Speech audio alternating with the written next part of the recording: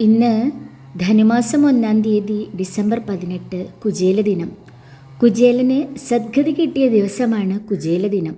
ധനുമാസത്തിലെ ആദ്യത്തെ ബുധനാഴ്ചയാണ് കുചേല ദിനമായി ആചരിക്കുന്നത്. ശ്രീകൃഷ്ണൻ്റെ സതീർത്ഥ്യനായ സുദാമാവ് ദാരിദ്ര്യശമനത്തിനായി അവിൽപൊതിയുമായി ദ്വാരകയിൽ ശ്രീകൃഷ്ണനെ കാണാനെത്തിയതിൻ്റെ സ്മരണയ്ക്കായാണ് കുചേല ദിനം ആചരിക്കുന്നത്. സാന്ദീപനി മുനിയുടെ ഗുരുകുലത്തിൽ ഒരുമിച്ചാണ് അവർ വിദ്യാഭ്യസിച്ചിരുന്നത്. വിദ്യാഭ്യാസത്തിനു ശേഷം ശ്രീകൃഷ്ണൻ ദ്വാരകയിലേക്കും കുചേലൻ തൻ്റെ ദരിദ്രഗൃഹത്തിലേക്കും പോയിരുന്നു. ഭിക്ഷയാചിച്ച് കുടുംബം പുലർത്തിയിരുന്ന പൂർവികരുടെ അതേ വഴി തന്നെ കുചേലനും പിന്തുടർന്നു. കാലാന്തരത്തിൽ വിവാഹിതനാവുകയും സന്താനങ്ങളോടൊപ്പം കടുത്ത ദാരിദ്ര്യത്തിൽ കഴിഞ്ഞു പോകുകയുമായിരുന്നു. ദാരിദ്ര്യത്തിൻ്റെ അവശ്യത അതിൻ്റെ കൊടുമുടിയിലെത്തി നിൽക്കുന്ന അവസരത്തിൽ ഒരു നാൾ ഭിക്ഷാടനം കഴിഞ്ഞ് ക്ഷീണിതനായി വന്ന് കുടിലിൽ വിശ്രമിക്കുമ്പോൾ തൻ്റെ പത്നിയോട് ശ്രീകൃഷ്ണനെ പറ്റി പറഞ്ഞു. അപ്പോൾ മാത്രമല്ല, പല അവസരങ്ങളിലും ശ്രീകൃഷ്ണലീലകൾ കുചേലൻ ഭാര്യയോട് വിവരിക്കാറുണ്ടായിരുന്നു. ഭാര്യ പറഞ്ഞു, ഞാൻ പറയുന്നത് അവിവേകമാണെങ്കിൽ ക്ഷമിക്കണം. അങ്ങയുടെ സതീർത്ഥ്യനാണല്ലോ കൃഷ്ണൻ.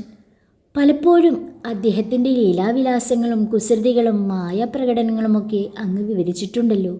നമ്മുടെ ഈ ദാരിദ്ര്യത്തിനൊരു അറുതി വരുത്താൻ ഒന്നുപോയി കണ്ടുകൂടെ കൃഷ്ണനെ? അദ്ദേഹത്തെ നമ്മുടെ ദാരിദ്ര്യം പറഞ്ഞു കേൾപ്പിച്ച് ആ മനസ്സുകൂടി വേദനിപ്പിക്കേണ്ടതുണ്ടോ? നമ്മുടെ ദാരിദ്ര്യം നമ്മുടെ വിധിയാണ്. ഞാൻ പോകില്ല ഇതിനായിട്ട്. മാത്രമല്ല, ഈ ഉള്ളവനെ തിരിച്ചറിയുമോ എന്നും സംശയമാണ്.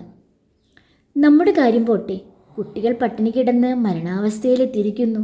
അങ്ങ് പോയി കാണൂ. നമ്മുടെ കൊടും ദാരിദ്ര്യത്തിൻ്റെ വിവരമെല്ലാം കൃഷ്ണനെ ധരിപ്പിക്കൂ. അപ്പോൾ സുദാമാവ് പറഞ്ഞു, അത് പോകുന്നത് ശരിയാകുമോ? മറ്റൊരാളോട് നമ്മുടെ ജീവിത പരാജയം പറയുക ശരിയാകുമോ? അതിൽ തെറ്റൊന്നുമില്ല. മറ്റാരോടുമല്ലല്ലോ, തൻ്റെ സതീർത്ഥ്യനോടല്ലേ. അവിടുന്ന് പോകുക തന്നെ വേണം.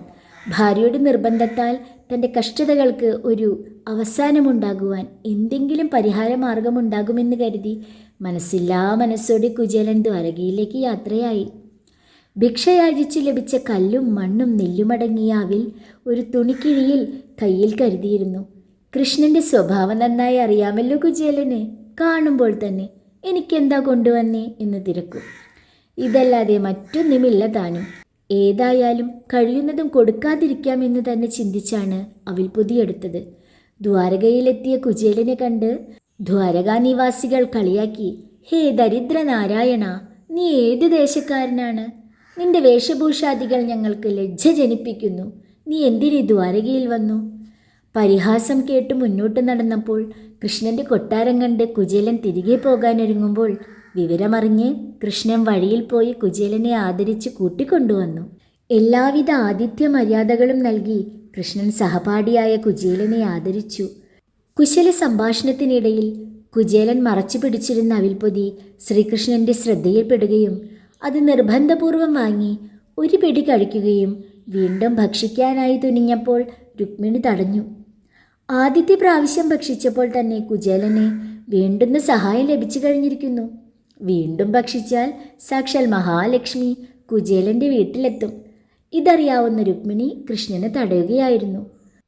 കുചേലൻ കുശലവും വിശേഷങ്ങളും പറയുകയും ചോദിക്കുകയുമല്ലാതെ ഒരു സഹായവും ഭഗവാനോട് ചോദിച്ചില്ല. വൈമനസ്യം കാരണം വന്നതെന്തിനാണെന്നുള്ളത് തന്നെ മറന്നുപോയതിനാലും കൃഷ്ണനോടൊപ്പം കഥകളും കാര്യവും പറഞ്ഞ് അവിടെ ഒരു ദിവസം താമസിച്ച് പിറ്റേ ദിവസം തിരിച്ച് തൻ്റെ വീട്ടിലേക്ക് പുറപ്പെട്ടു. നടന്ന് നടന്ന് വീടിനടുത്തെത്തിയപ്പോൾ അത്ഭുതപ്പെട്ടു പോയി. തൻ്റെ കുടിൽ കാണുന്നില്ല. അവിടെ ദ്വാരകാപുരിയിലെ കൊട്ടാരം നിൽക്കുന്നതായി കണ്ടു. താൻ വഴിതെറ്റി വീണ്ടും ദ്വാരകയിൽ തന്നെ എത്തിച്ചേർന്നു. അമ്പരന്ന് കൊട്ടാരമുറ്റത്ത് തന്നെ നിന്ന കുചേലനെ ഭാര്യ കണ്ടു. അവർ ഓടിച്ചെന്ന് കുചേലനെ കൈക്ക് പിടിച്ച് കൂട്ടിക്കൊണ്ടുപോയി. വീട്ടിലെല്ലാ സൗകര്യങ്ങളും വന്നുവെന്നും ദാരിദ്ര്യം മാറിയെന്നും കുചേലൻ മനസ്സിലാക്കി. പിന്നീടുള്ള കാലം അവർ സുഖമായി ജീവിച്ചു. ഇതാണ് കുചേല ദിനം ആചരിക്കുവാനുള്ള കഥാസാരമായി ഭാഗവതത്തിൽ കാണുന്നത്. ധനുമാസത്തിലെ ആദ്യത്തെ ബുധനാഴ്ചയാണ് കുചേല ദിനം. ശ്രീകൃഷ്ണ ക്ഷേത്രങ്ങളിലും വിഷ്ണു ക്ഷേത്രങ്ങളിലും ഈ ദിവസം ഭക്തജനങ്ങൾ അവിൽ സമർപ്പിക്കുകയാണ് പ്രധാന ചടങ്ങ്. സുഹൃബന്ധത്തിൻ്റെ ആഴവും പരപ്പും നമ്മെ ഓർമ്മിപ്പിക്കുകയാണ് കുചേല ദിനം ചെയ്യുന്നത്. ഈ കഥ ശ്രവിച്ച നിങ്ങൾ ഓരോരുത്തർക്കും ഭഗവാന്റെ അനുഗ്രഹം എല്ലായ്പ്പോഴും ഉണ്ടായിരിക്കട്ടെ.